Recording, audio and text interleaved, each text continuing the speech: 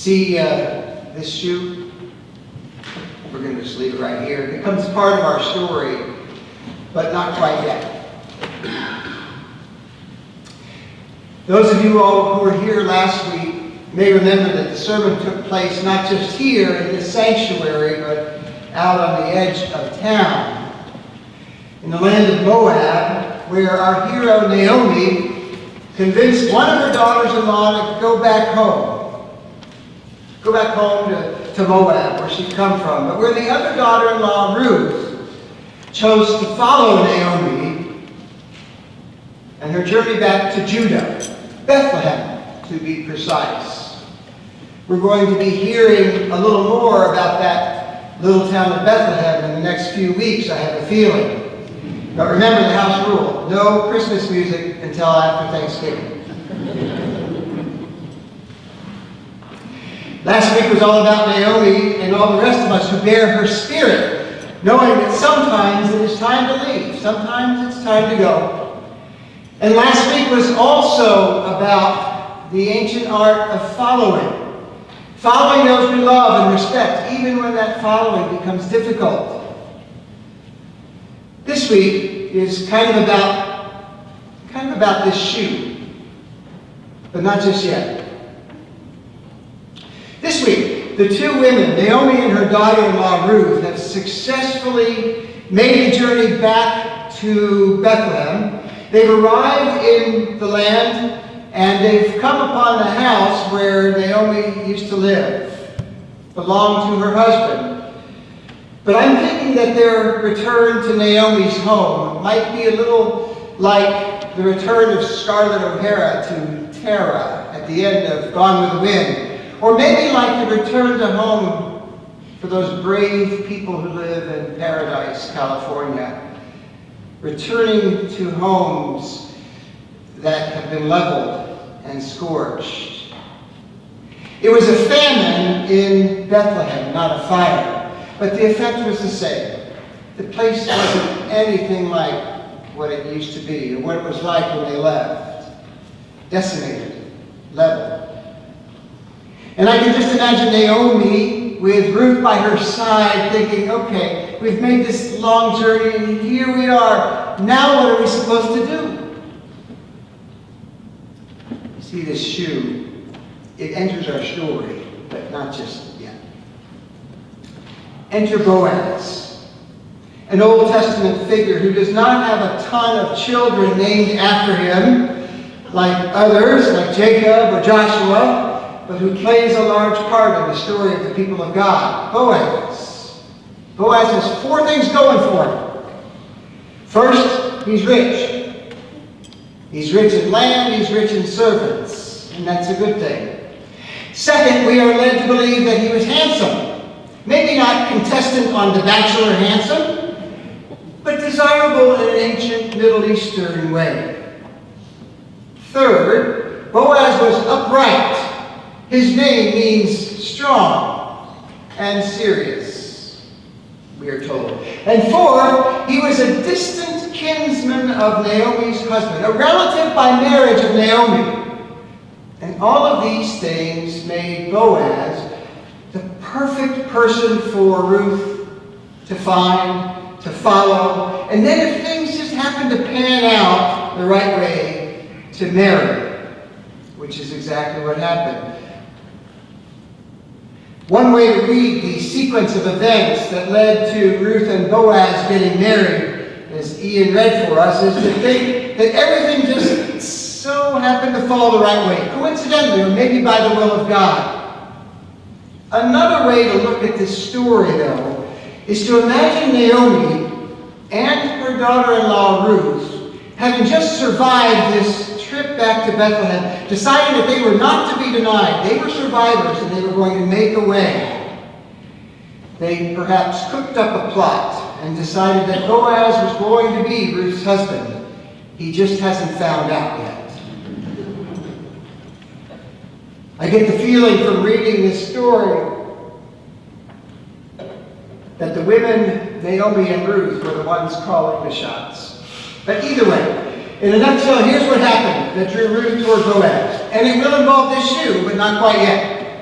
Here's what happened. Ruth managed to catch Boaz's eye by going out in the fields during the harvest and placing herself among those who were gleaning. Gleaning, an ancient Hebrew ritual of social justice which allowed the gleaners, who were the marginalized people, to gather all the grain that fell free. And there was to be lots of grain that fell free. One day, lowly Moabite Ruth goes out to glean, a migrant worker, if you will. She captures the attention of Boaz. After the two meet, and it seems to have had some magic to it, Boaz tells Ruth to be sure to stay among his workers, not workers for other fields. Then Boaz gives Ruth an extra portion of wheat to take home to Naomi. Then, when the harvest is all in, Boaz throws a party on the threshing floor, an annual event to celebrate the harvest, not unlike our Thanksgiving, and he invites Ruth.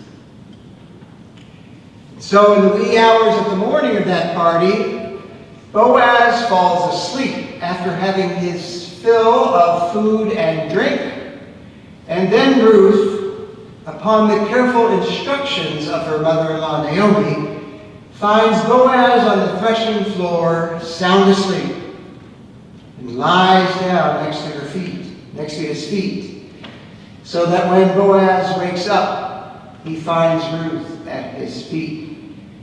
Boaz is so impressed that this young and we assume beautiful woman chose him to lie with rather than any of the younger men at the party. He decides right then and there that the two of them will be married, which will eventually lead to this shoe. But not quite yet. You see, Boaz is a kinsperson of Naomi, related through her husband, which is important because in the ancient Jewish culture, when a woman's husband dies, like Naomi's did, the dead husband's next of kin is obligated to do all that he can to help that woman have a son in order to continue the line of ancestry, which was mostly, we have to regretfully add, about retaining the property the husband had owned. Boaz was related to Naomi, but he was not the next of kin.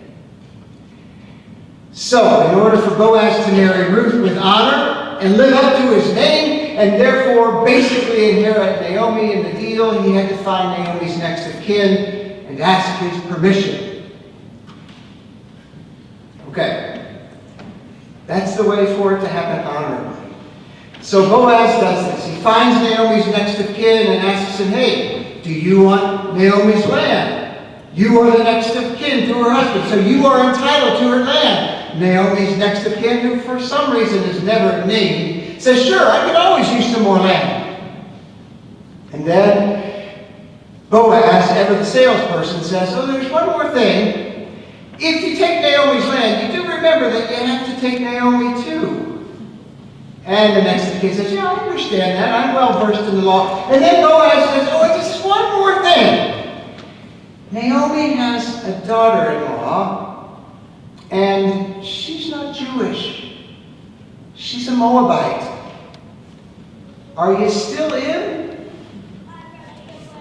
And that was when the next of kin begins to do the math. If I take the land, that means I get the widow, but it also means I get a daughter who will be almost impossible to marry off because, she's not one of us. And so that was when Naomi's next of kin says, no, I think I'll pass. I do not want to have anything to do with this blended family. You may take Ruth as your wife, which means you get Naomi in the deal and all of the land as well. Now today, Boaz would have said, great, let's shake on it, or my people will be in touch with your people. That is how deals are done today. But that's not how deals were done in the ancient Jewish world. In the ancient Jewish world, a property sale was finalized not around a walnut table in a title company office. A property deal was finalized, when the seller of the property would take off his shoe and give the shoe to the buyer, as if to say, I will never step foot on the land I have just sold to you. Here, take my shoe as a sign of my promise. Today we wear rings as a sign of the covenant, but back in those days it was shoes. Shoes were rare, shoes were expensive, and so when one shoe changed hands, it was a thing. And so it was that this shoe, or one like it, is a symbol of the exchange that allowed Boaz to marry Ruth. And after Boaz marries Ruth, some of you may remember that Ruth had a baby named Obed, another non-popular biblical name, nursed by Naomi. And then Obed grew up and had a son named Jesse, a much more popular name. And then when Jesse grew up, he had 8 sons, the youngest of whom was David. And the rest is, as they say, history. Ruth, the Moabite immigrant, the one standing out on the edge of town trying to decide whether or not to go with Naomi to Bethlehem, Ruth became the great-grandmother of the great King David. It's a great story. If you want a story from the Bible, and specifically from the Old Testament, where a woman gets to be the hero, here it is. A great story. Having said that, I'm not sure what it has to do with the modern day Thanksgiving, or this Thanksgiving Sunday. I suppose it did all happen around the harvest time, as the grain was coming in, so there's that. But here's what I'm going with this Sunday. On this Thanksgiving Sunday, we are remembering a time when shoes carried significance, well beyond just being the things that covered your feet. In the ancient days, if you wanted to see a person's status, you looked at their shoes. Back in the day, shoes were how you told your story. It was all about the shoes. And I think sort of in the same way, it still is. Thanksgiving tables may be all about the food, but what about the shoes? Day in and day out, we ask God to look down upon a world where some have shoes and others don't. Where some grow out of their shoes and others get to buy new ones. Day in and day out, we ask God to look down upon a world where shoes make such a difference. We live in a world where most of the homes we just left have more shoes than we'll ever need, while in so many homes there's only one pair per person. We live in a world where shoes matter, where shoes really matter for kids who can immediately tell the difference between a thrift store tennis shoe and the kind the cool kids wear. Do you remember having to have a certain kind of shoe? In some places around town, people lose their lives over the shoes they wear, or the ones they wish they could wear. In a world where there is, in so many ways, it's all about the shoes, let's consider this sermon not only the retelling of the great story of Ruth, where it was a shoe offered and received that paved the way for the great King David. Let's also consider this sermon a call to rummage through our closets looking for shoes. What we find there on the closet floor that we can live without may not change the world as we know it today.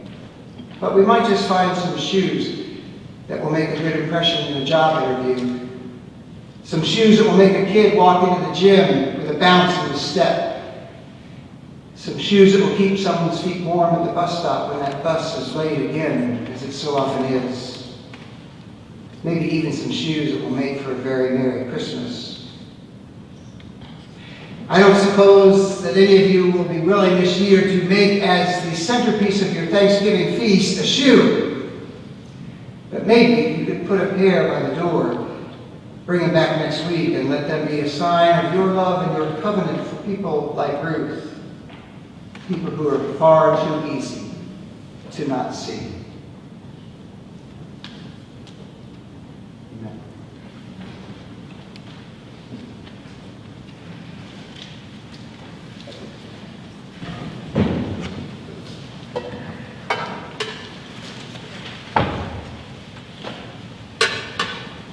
Amen.